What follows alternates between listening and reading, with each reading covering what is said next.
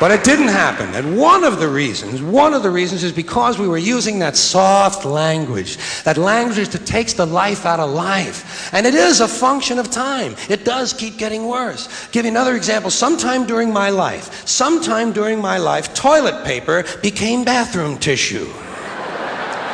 I wasn't notified of this. No one asked me if I agreed with it. It just happened. Toilet paper became bathroom tissue. Sneakers became running shoes. False teeth became dental appliances. Medicine became medication. Information became directory assistance. The dump became the landfill. Car crashes became automobile accidents. Partly cloudy became partly sunny.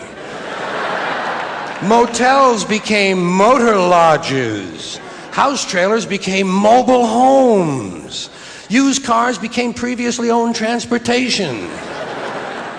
Room service became guest room dining. And constipation became occasional irregularity. When I was a little kid, if I got sick, they wanted me to go to the hospital and see the doctor. Now they want me to go to a health maintenance organization or a wellness center to consult a healthcare delivery professional. Poor people used to live in slums. Now the economically disadvantaged occupy substandard housing in the inner cities. And they're broke. They're broke. They don't have a negative cash flow position. They're fucking broke. Because a lot of them were fired. You know, fired. Management wanted to curtail redundancies in the human resources area. So many people are no longer viable members of the workforce.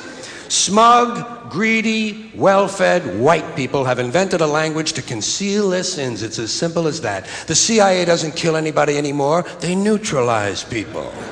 Or they depopulate the area. The government doesn't lie. It engages in disinformation. The Pentagon actually measures nuclear radiation in something they call sunshine units. Israeli murderers are called commandos. Arab commandos are called terrorists. Contra killers are called freedom fighters. Well, if crime fighters fight crime and firefighters fight fire, what do freedom fighters fight? They never mention that part of it to us, do they? Never mention that part of it.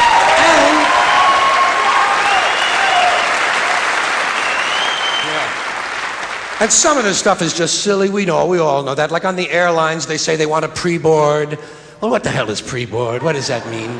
To get on before you get on? They say they're going to pre-board those passengers in need of special assistance. Cripples! Simple, honest, direct language. There's no shame attached to the word cripple that I can find in any dictionary. No shame attached to it. In fact, it's a word used in Bible translations. Jesus healed the cripples. Doesn't take 7 words to describe that condition. But we don't have any cripples in this country anymore. We have the physically challenged. Is that a grotesque enough evasion for you? How about differently abled? I've heard them called that, differently abled. You can't even call these people handicapped anymore. They'll say, we're not handicapped, we're handy-capable. These poor people have been bullshitted by the system into believing that if you change the name of the condition, somehow you'll change the condition. Well, hey, cuz, doesn't happen. Doesn't happen.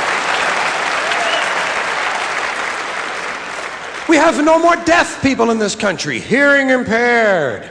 No one's blind anymore, partially sighted or visually impaired. We have no more stupid people. Everybody has a learning disorder. Or he's minimally exceptional. How would you like to be told that about your child? He's minimally exceptional. Oh, thank God for that. Psychologists actually have started calling ugly people those with severe appearance deficits.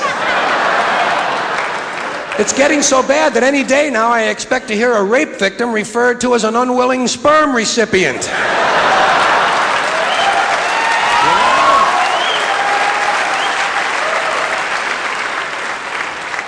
And we have no more old people in this country. No more old people. We shipped them all away, and we brought in these senior citizens.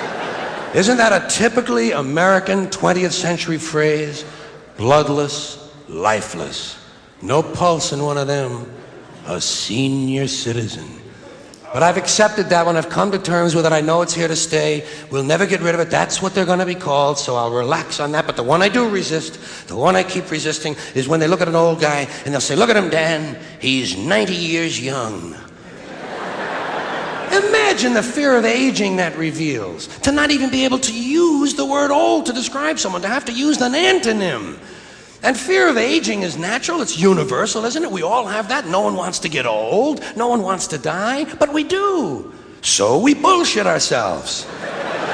I started bullshitting myself when I got to my 40s. As soon as I was in my 40s, I'd look in the mirror and I'd say, well, I guess I'm getting older.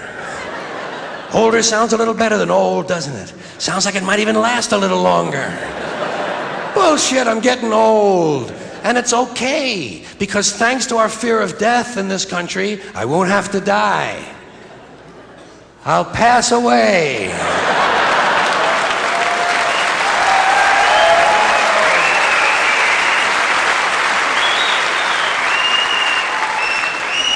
Or I'll expire like a magazine subscription.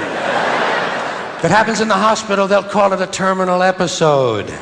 The insurance company will refer to it as negative patient care outcome.